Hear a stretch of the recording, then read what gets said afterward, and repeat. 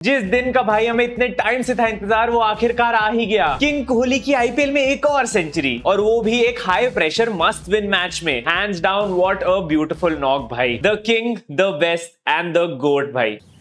I gotta tell you, it was perfect. Perfect. Everything, down to the last minute details. कल तो पहली ball से ही लग रहा था कि आज ये बंदा सिर्फ मारने आया है। कुछ कुछ शॉट्स देख के और बैट के साथ कनेक्शन की आवाज सुन के ना स्वाद ही आ गया था। कहां गए वो सारे हेटर्स जो कहते हैं कि विराट कोहली इंपॉर्टेंट मैचेस में फेल हो जाते हैं।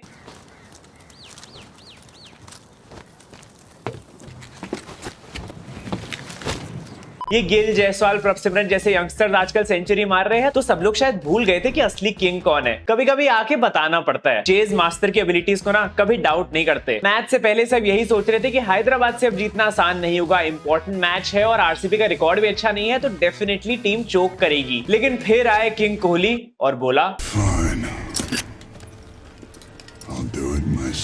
कोई पूछे तो बता देना, रन चेजेस का किंग सिर्फ एक ही है, विराट कोहली।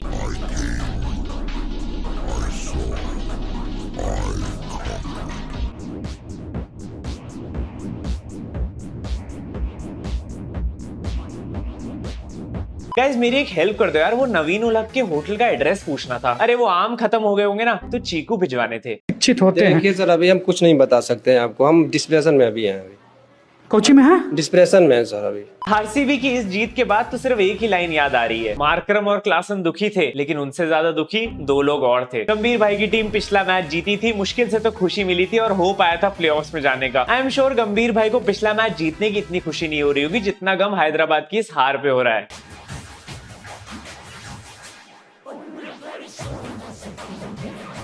भाई इस साल आईपीएल अलग ही चल रहा है। कुछ मैचेस में तो टीम की सेंचुरी तक नहीं होती और इस मैच में तो दो दो प्लेयर्स की सेंचुरी हो गई। हेनरिक क्लासन की भी फाइनली एक वेल डिजर्व्ड सेंचुरी आ गई। अगर कोई प्लेयर इस सीजन सेंचुरी डिजर्व करता था ना तो वो ये था। बस किस्मत थोड़ी खराब है कि गलत टीम में आके फंस गया। बट भाई इस बंदे के लिए इमेंस रिस्पेक्ट है। अकेले लड़ता रहेगा और बाकी पूरी टीम को लगता है फर्क ही नहीं पड़ता। अब एक्स आरसीबीएन भी तो है, आरसीबी के सामने तो मारना ही था। भगवान हेनरिक क्लासन जैसी कंसिस्टेंसी अगर मुझे दे दे तो इस साल के एंड तक 1 बिलियन हो जाएंगे मेरे। ये लाइन इसीलिए बोली ताकि तुम सब्सक्राइब का बटन दबा सको, दबा देना। सबसे कम इनिंग्स और मिडिल ऑर्डर में खेल के भी ये टॉप 5 हाईएस्ट रन स्कोरर्स में से आ रहा है इस सीजन के। इस बंदे ने भाई अकेले वो करके दिखा दिया जो बाकी के एसआरएच प्लेयर्स नहीं कर पा रहे थे। हमारी काव्या के चेहरे पे जो थोड़ी बहुत खुशी है ना उसका रीजन क्लासन ही है। बट हाँ, सिर्फ विराट भाई के लिए एक्सेप्शन बना सकते हैं काव्या को सैड करने के लिए, क्योंकि काव्या की स्माइल से शायद तुम्हारा दिल खुश हो जाए, लेकिन विराट की स्माइल देख के ना दिल भर आता है। इस डायलॉग पे तो देखो एक रील बनती है भाई, इतना बढ़िया डायलॉग लिख के लाया हूं। अगर डालोगे तो इंस्टाग्राम पे टैग कर देना और मुझे फॉलो भी कर लो।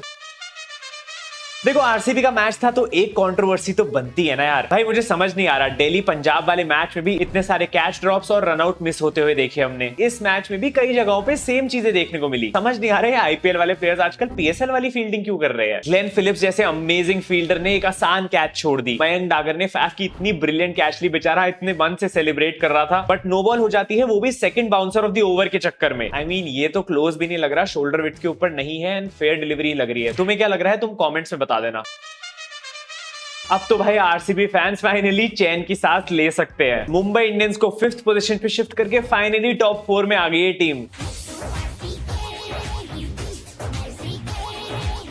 अब आरसीबी वर्सेस लखनऊ की भी फुल पॉसिबिलिटी है प्लेऑफ्स में। अगर सनराइजर्स हैदराबाद अगला मैच मुंबई इंडियंस को हरा देती है, जो कि वैसे तो बहुत ही मुश्किल है, लेकिन अगर ये हो जाता है तो हम डेफिनेटली इन दोनों टीम्स को प्लेऑफ्स में देखने वाले हैं। और मैं तुम्हें बता रहा हूं भाई, मुझे लग रहा है कि सारी तैयारी इसी चीज की हो रही है। अब तो सीएसके के लिए भी मुश्किलें बढ़ती जा रही है क्योंकि टॉप 2 में उनकी क्वालिफिकेशन मुश्किल होती जा रही है। अब तो सीएसके को डेफिनेटली अपना अगला मैच जीतना ही पड़ेगा, क्योंकि अगर लखनऊ, आरसीबी और मुंबई अपने अगले 3 मैच जीत जाती है तो सीएसके बाहर हो सकती है। यार माना कोहली वर्सेस गंभीर हम प्लेऑफ्स में देखना चाहते हैं, लेकिन कोहली वर्सेस धोनी फिर से देखने में क्या हर्ज है। अब तो आरसीबी के गुजरात के साथ क्वालीफायर 1 खेलने के भी चांस बढ़ चुके हैं। अगर आरसीबी इसी फॉर्म के साथ अगला मैच भी जीत जाती है और लखनऊ और सीएसके हार जाती है तो आरसीबी गुजरात के साथ टॉप 2 में जाएगी क्वालीफायर 1 खेलने। लेकिन भाई अभी रियलिटी यही है कि गुजरात टाइटन सिर्फ क्वालीफाई हुई है, 2 टीम्स एलिमिनेट हुई है एंड बाकी 3 पोजीशंस के लिए RCB, CSK, KKR, MI, Lucknow और पंजाब, ये 6 टीम्स अभी भी लगी हुई है। मैंने पिछली वीडियो में बोला था भाई, तुम मानो या ना मानो, ये सब टीआरपीस का खेल है और मोटा भाई की प्लानिंग चल रही है।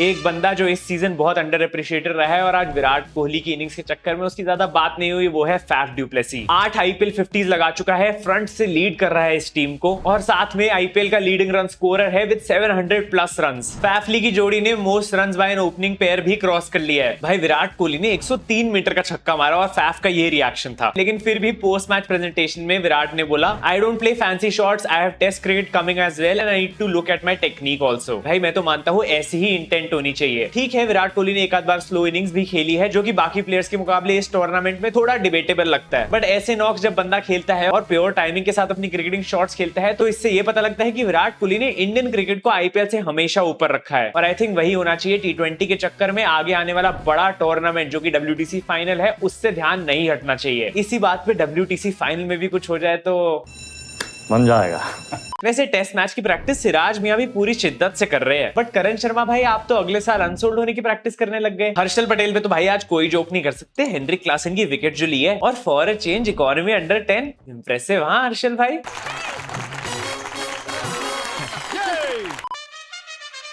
भाई तुम्हें पता है मैनेजमेंट में प्रॉब्लम है जब तुम्हारा कैप्टन आके ये स्टेटमेंट देके जाता है, एसआरएच का पोटेंशियल बेस्ट बॉलर मैच क्यों नहीं खेल रहा है, इस बारे में कैप्टन को पता ही नहीं है। इससे पता लगता है कि इनकी मैनेजमेंट यहाँ पे कितने बड़े ब्लंडर्स करती आई है और कितना खराब सिस्टम है। और हमें वैसे भी पता है कि एसआरएच अपने पुराने ओजी प्लेयर्स को कैसे ट्रीट करती आई है। I really hope Umran Malik और कार्तिक त्यागी दोनों को ये अगले सीजन थोड़ा अच्छा ट्रीटमेंट दे, और अगर नहीं खिलाना तो प्लीज रिलीज कर दे ताकि वो किसी और कैप्टन के अंडर फ्लरिश कर सके। और भी बहुत सारे सवाल है इस टीम के लिए, जैसे ऐसी पिच पे इन्होंने मयंक मार्कंडे को ड्रॉप कर दिया, उमरान मलिक को मैच नहीं खिलाया और मार्को यंसन जिसका रिकॉर्ड अच्छा है उसको भी नहीं खिलाया। और भाई हैरी ब्रुक में इनको ऐसा क्या दिखता है। वाह ब्रुक भाई, ऐसी कमबैक करी है, अब तो अगले सीजन का कॉन्ट्रैक्ट पक्का हो गया है। और राहुल त्रिपाठी का सीजन कितना डिसअपॉइंटिंग रहा है। इवन दो बंदे की इस साल इंडियन टीम में सिलेक्शन हो गई थी और सब लोग सोच रहे थे नंबर 3 पे यही खेलेगा अगले वर्ल्ड कप में, लेकिन अब आई थिंक इसके भी चांसेस उतने ही रह गए जितने मयंक अग्रवाल के टेस्ट टीम में कमबैक करने के।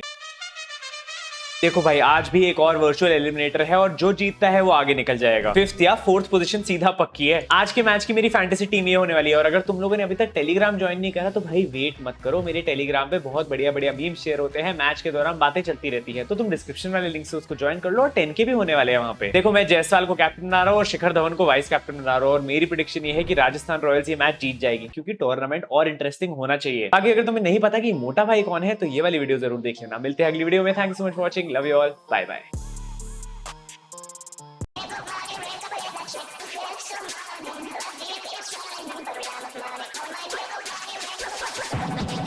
झुक के रहना पड़ेगा मेरे आगे क्योंकि मैं अपने में खुद हीरो हूँ।